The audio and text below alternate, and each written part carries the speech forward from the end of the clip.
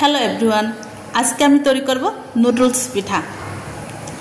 মাঝে মাঝে চায়ের সঙ্গে এটা খেতে ভীষণ মজা লাগে, বিশেষ করে সন্ধ্যাবেলা যখন শুধু নুডলস খাওয়া হয় তখন একঘেয়েমি ভালো লাগে না, একটু অন্যরকম রেসিপি, মুখের স্বাদটা বহুগুণে বেড়ে যায়। চলে যাই মূল রেসিপিতে। প্রথমে আমি গরম পানিতে নুডলসগুলো ভালো করে সিদ্ধ করে রেখে দিয়েছিলাম, ঝাঁকাতে রেখেছিলাম যেন পানিগুলো ঝরে যায়। এটাতে ভালো করে পানি ঝরিয়ে নিতে হবে।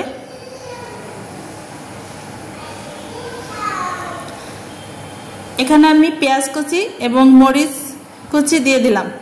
পেঁয়াজের পরিমাণটা কিছুটা বেশি লাগবে। স্বাদমতো লবণ, জিরা গুঁড়ো আর নুডলসের মশলা অ্যাড করলাম। এখানে আমি ডিম দিয়ে দিলাম, 2টা ডিম দিলাম। এটা নুডলসের পরিমাণ মতো আর কি, বেশি হলে বেশি করে ডিম দিবেন, কম হলে কম। এখানে আমি বেসন ইউজ করলাম। নুডলস পিঠাতে অবশ্যই বেসন ইউজ করতে হবে, না হলে কিন্তু হবে না। নুডলসটা পরিমাণ মতো দিতে হবে, তার সঙ্গে ম্যাশিং করে বেসনটাও ইউজ করতে হবে। তারপরে ভালো করে হাত দিয়ে মেখে নিতে হবে। মাখানোটা খুব ভালো করে মাখাতে হবে, না হলে মিক্স হবে না। নাড়াচাড়া করে ভালো করে মাখিয়ে আমি প্রায় এটা 10 মিনিটের জন্য রেখে দিচ্ছি। এখন আমি ফ্রাই প্যানে সরিষার তেল ইউজ করছি, এটা অপশনাল, আপনারা ইচ্ছা করলে এখানে সয়াবিনের তেল ইউজ করতে পারেন। তেল দিয়ে দিলাম, এটা ভালো করে হিট করে ঝাঁকিয়ে নিচ্ছি। এবার নুডলসগুলো অ্যাড করলাম, তারপরে খুব আলতো করে নুডলসগুলো দিয়ে দিলাম।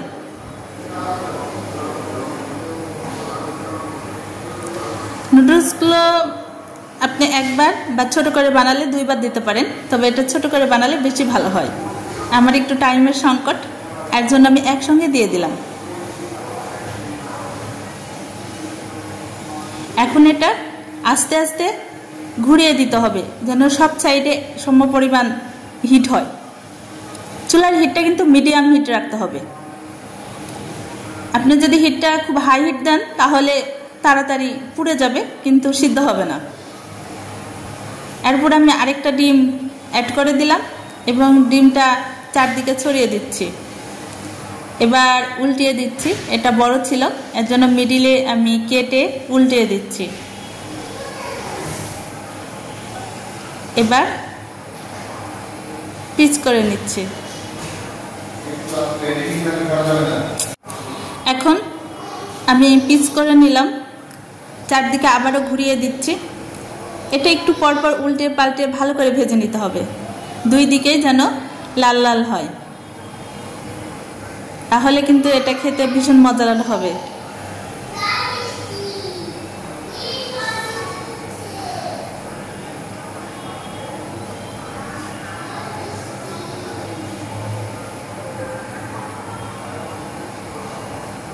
এটা মাঝে মাঝে ব্রেকফাস্ট হিসেবে ইউজ করি। কমপ্লিট, আমি উঠিয়ে নিচ্ছি পিঠাগুলো। দেখুন কত সুন্দর দেখাচ্ছে, খেতেও মনে হয় খুব টেস্ট হবে। এটা এখন আমি কেটে নিচ্ছি।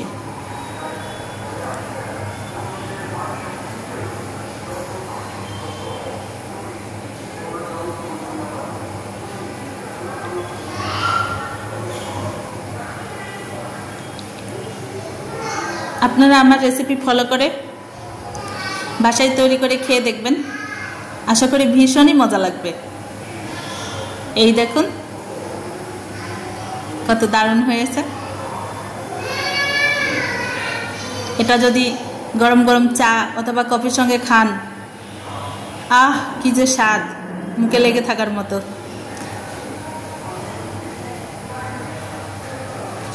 ওকে, ভালো থাকবেন। আজ এই পর্যন্তই, আবার দেখা হবে নতুন কোনো রেসিপি নিয়ে। আল্লাহ হাফেজ।